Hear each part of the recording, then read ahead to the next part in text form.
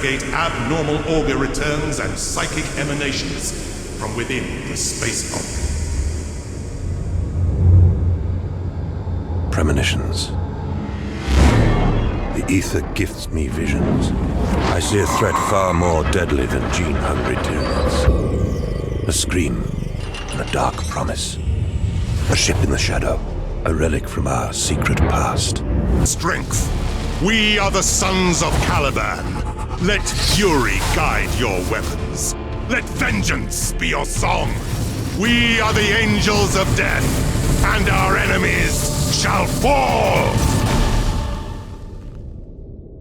Predstavte si, že ste doslova chodiaci tank, ničiteľ, terminátor a deratizátor v jednej osobe, ktorému sa v drsnosti možno mohol vyrovnať len Dongui. Prišli ste v mene cisára vyčistiť vrag obrovskej lode, poletujúci vesmírom a zaplienení tyranidmi, ktoré na vás neustále útočia vo vlnách.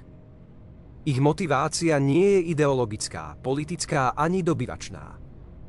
Je to čisto biologické prežitie a expanzia, poháňané nenásytným hladom po biomase a genetickom materiáli.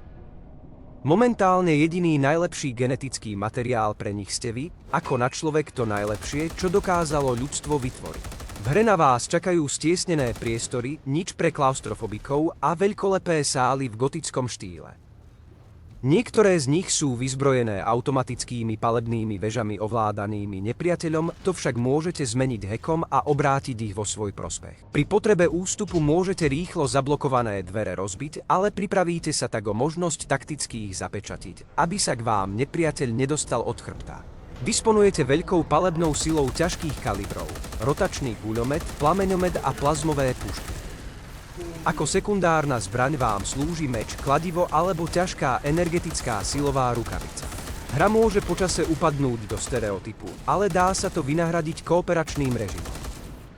Séria hier Space Hulk patrila väčšinou k ťahovým stratégiám, no teraz máte príležitosť zahrať si z tohto prostredia plnohodnotnú FPS z vlastného pohľadu a stotožniť sa s drsnosťou sveta Warhammer.